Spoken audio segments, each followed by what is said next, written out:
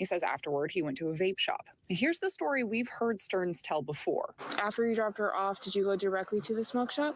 I did. I went directly to the smoke shop. But in an interview newly released to Fox 35, he changes his story, saying Maddie was asleep in the car when he stopped the vape shop. How was she positioned in the front seat? Leaned back in the seat, just kind of conked out, napping. Where was her head in relation to the seat? Against the seat, I think. I mean, if you guys were an officer right off the bat, right, and you hadn't even seen footage, would you find him to be suspicious?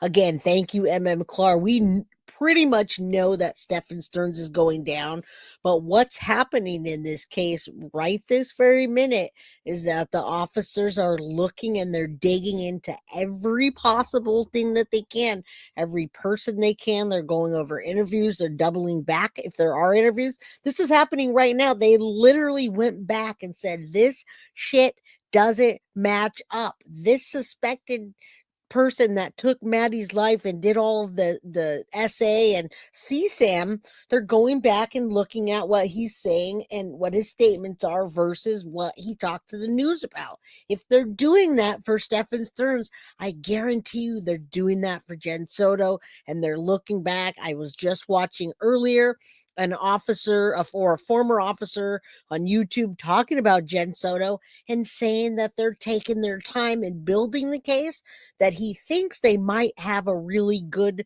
case, even if they get her on child neglect, which results in the death of a child.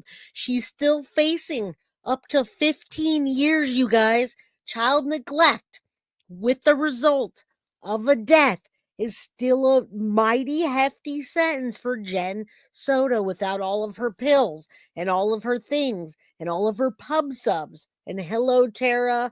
Thank you so very much for becoming a YouTube member. You guys all know my channel's fan funded.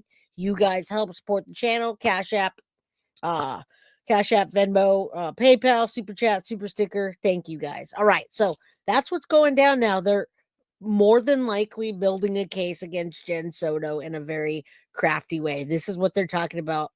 They're saying Stephan's lying. Why are they even looking into this when they already have him arrested?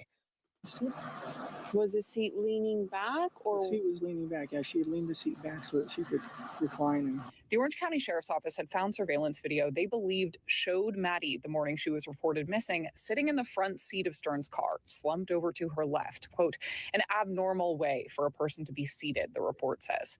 Fox 35 just learned from newly released documents a canine search of that vehicle alerted to chemicals in the front seat found specifically when human bodies are decomposing.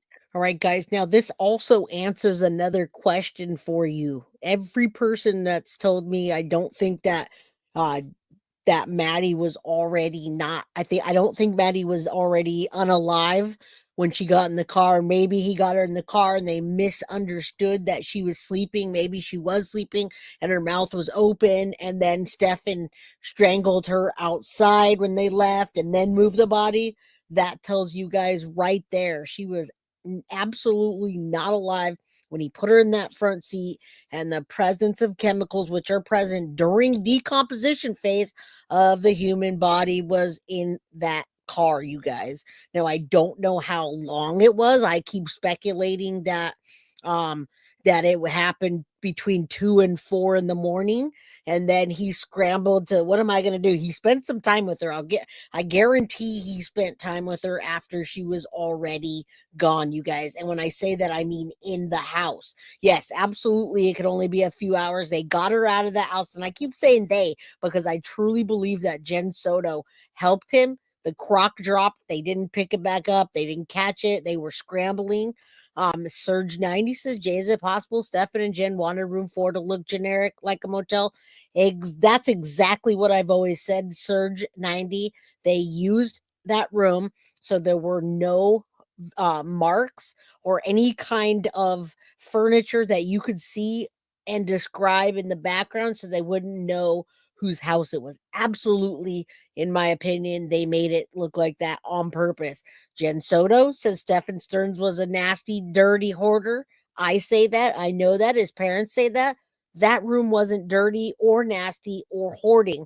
It was all white and it looked like some kind of hotel room or motel room where you film and you don't get anything behind it, no identifiable marks or furniture. Okay. So I've always thought that, and I'm still going to continue to say that. This is terrible, though. This is terrible. She had already been in decomposition phase for probably a couple hours, and it tested in the car. And then I believe he spent more time with her. That's why he went back to the house. He wasn't ready, wasn't sure. And then Jen said, hey, let's sit down. They erased their phones. And you're going to listen to this now. You remember Jen Soto said she knew how to get into Maddie's phone. She knows how to erase things, and she knows how to erase things that are already erased. Now, listen up. In this new clip, she says she doesn't know how to get to those things, and she doesn't know where they go or how to erase them, which is a complete opposition of what she's always said, guys. All right? So let's keep that in mind. Let's finish this up.